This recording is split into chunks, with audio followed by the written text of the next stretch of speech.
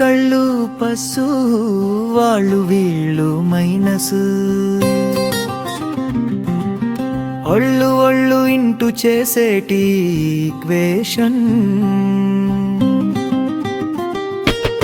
ఇలా ఉంటే కంటూ ఇన్ఫ్యాట్యుయేషన్.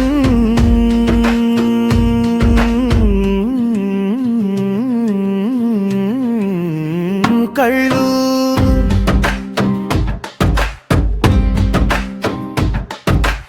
ఎడమ భుజము కుడి భుజము కలిసి ఇక కుదిరే కొత్త త్రిభుజం. పడుచు చదువులకు గణిత సూత్రం ఇది ఎంతో సహజం. సరళ రేఖలిక మెలిక తిరిగి పెనవేసుకున్న చిత్తం. చర్య జరిగి ప్రతిచర్య పెరిగి పుడుతుందో ఉష్ణం.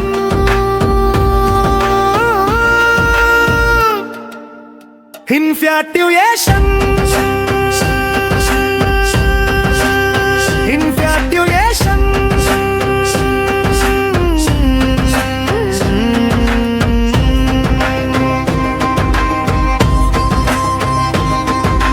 దూరాలకి మీటర్లంట, భారాలకి కేజీలంట, కోరికలకి కొలమానం మీజంట.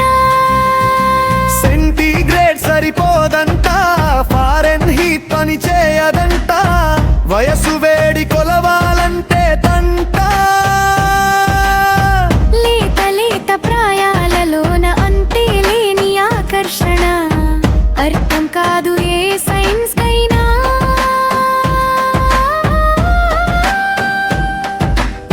పైకి విసిరినది కింద పడును అని తెలిపే గ్రావిటేషన్.